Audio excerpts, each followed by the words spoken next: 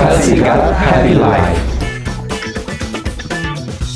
ជំរាបសួរនៅក្នុងឱកាសទិវាប្រព័ន្ធរំលាយអាហារពិភពលោកខ្ញុំសូមផ្ដល់អនុសាសន៍ខ្លះៗដើម្បីថែរក្សាប្រព័ន្ធរំលាយអាហារឲ្យបានល្អចំណុចសំខាន់នោះគឺជំងឺមួយចំនួនដែលជួបប្រទះដែលមានកើតគឺការច្រាលជាតិអាស៊ីតឡើងមកលើបំពង់រំលាយអាហារខាងលើ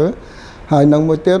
ក៏ប្រព័ន្ធរំលាយអាហារផ្នែកខាងក្រោមពោះវៀនធំដំណើរការមិនល្អរលាករ៉ាំរ៉ៃសុខភាពរបស់ប្រព័ន្ធរំលាយអាហារគឺសំខាន់ណាស់ទៅលើការទៅលើការរើសនៅ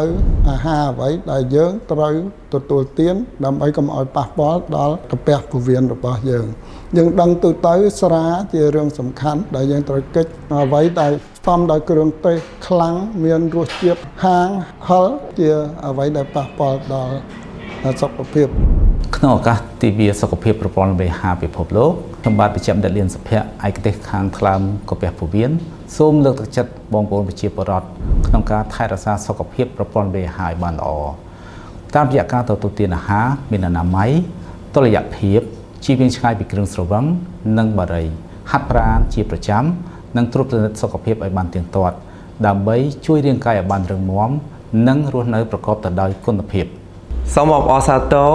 ទិវាសុខភាពប្រព័ន្ធរំលាយអាហារពិភពលោកតែជារៀងរាល់ឆ្នាំនៅថ្ងៃទី29ឧសភា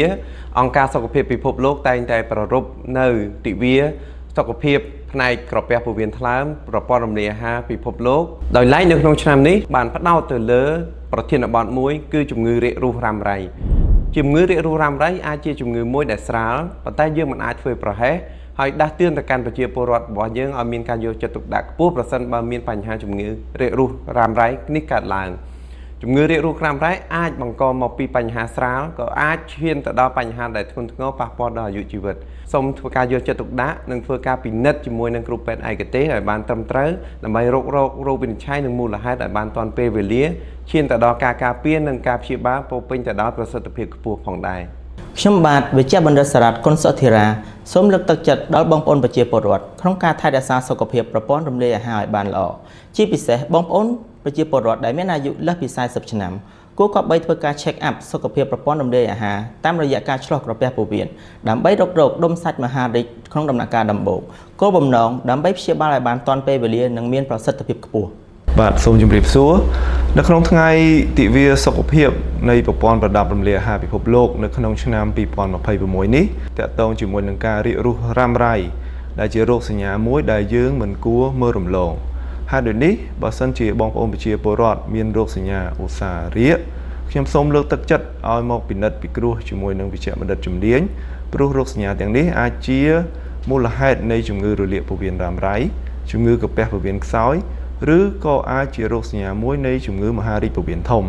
ជាពិសេសទៅលើអ្នកជំងឺដែលគាត់មានរាគហើយមានលាយសម្បោរនៃឈាមដូចជាលក្ខណៈរាគមូលអញ្ចឹងសូមកុំធ្វេសប្រហែសនិងតាមដានថែរក្សាសុខភាពកាពះពោះវៀនរបស់លោកអ្នកឲ្យបានទៀងទាត់ជាប្រចាំជំរាបសួរសប្តាហ៍ថ្ងៃនេះខ្ញុំតែងតែសង្កេតឃើញថាមនុស្សភាគច្រើនតែងតែមានភាពមមាញឹកនៅរវល់ការងារ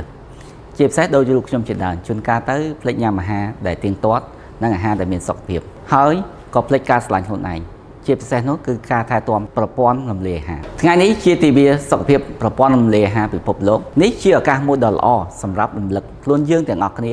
ឲ្យចេះស្រឡាញ់និងថែទាំសុខភាពប្រព័ន្ធរំលាយអាហារ